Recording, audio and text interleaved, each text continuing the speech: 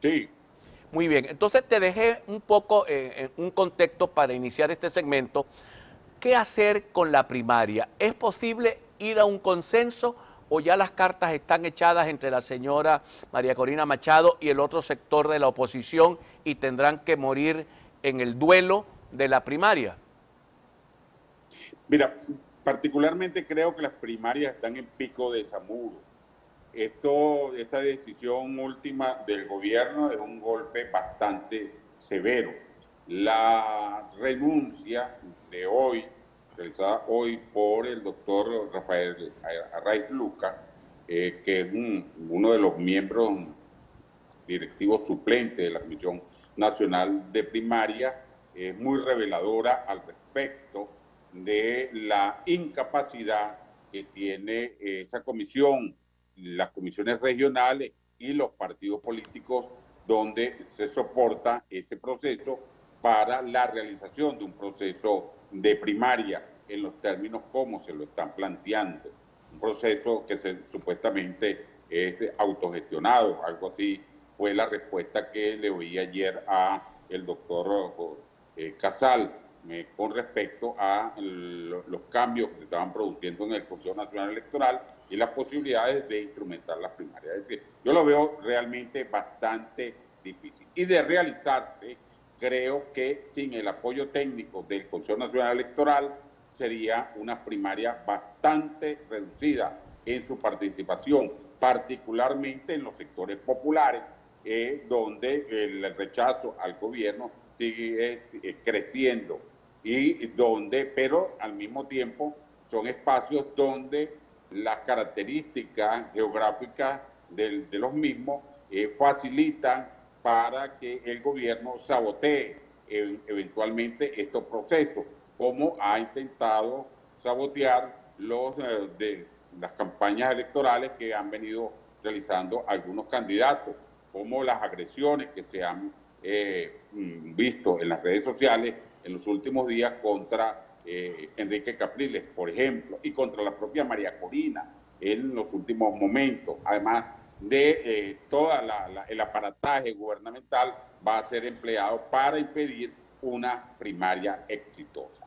La oposición montó un proceso demasiado vulnerable, demasiado frágil, demasiado susceptible para ser penetrado influenciado, determinado por el gobierno, como es el proceso de la realización de una elección primaria para la escogencia del candidato presidencial. Se montó un proceso creyendo que estamos en unas condiciones democráticas. En la oposición sí permanece hablando de que estamos frente a un régimen tiránico, pero no se comporta políticamente como correspondería en ese sentido y tomar las previsiones del caso, sino que por el contrario cree que está en un ambiente donde es posible realizar un proceso de primaria en términos más o menos normales.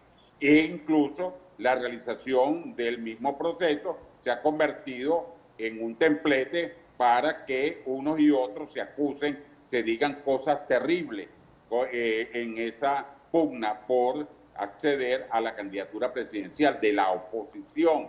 ¿Y qué debe hacer un ciudadano frente a esto? Bueno, los ciudadanos debemos estar atentos frente a este tipo de cosas. Los ciudadanos debemos estar moscas, por decirlo así, de la retórica vacía, la retórica llena de promesas imposibles, la retórica que no tiene un programa político que asegure o que garantice la presencia de la posibilidad de restablecimiento del sistema democrático, de la recuperación del camino de la modernidad y el progreso, de la recuperación del bienestar social para todos los venezolanos. No hay un programa político que asegure un proceso de cambio, de transición en paz, que permita que se recuperen esos terrenos que hemos perdido tanto en progreso económico como en progreso social y político. Y eso, sin duda, plantea un enorme reto que hay que montar.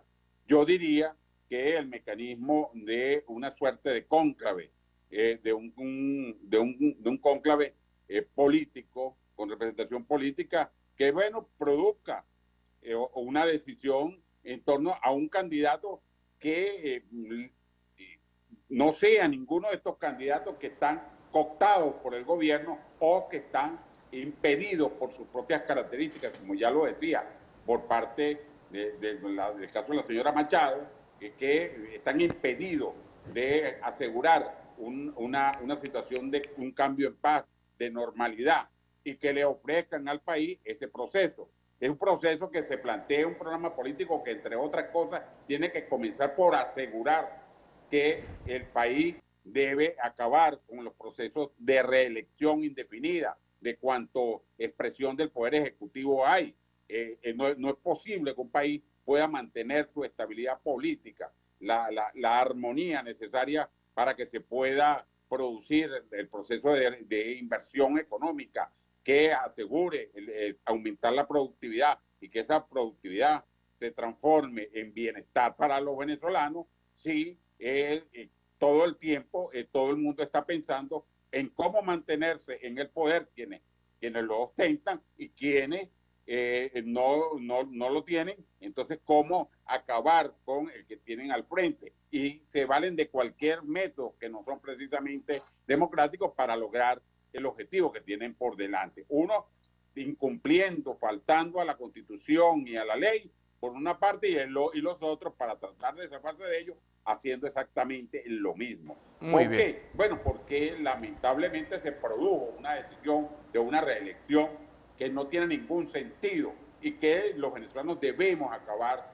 con esto. Pero eso hay que planteárselo al país, porque si no hay eliminación de la reelección indefinida, aquí va a ser imposible, pase lo que pase, un proceso de estabilización política, de tranquilidad, de paz que asegure las condiciones más favorables. Aquí, por ejemplo, es necesario acabar con eso que está planteado del referéndum revocatorio. Los referéndums se ha probado, que ha quedado en evidencia que no son convenientes para el país. Los resultados han sido...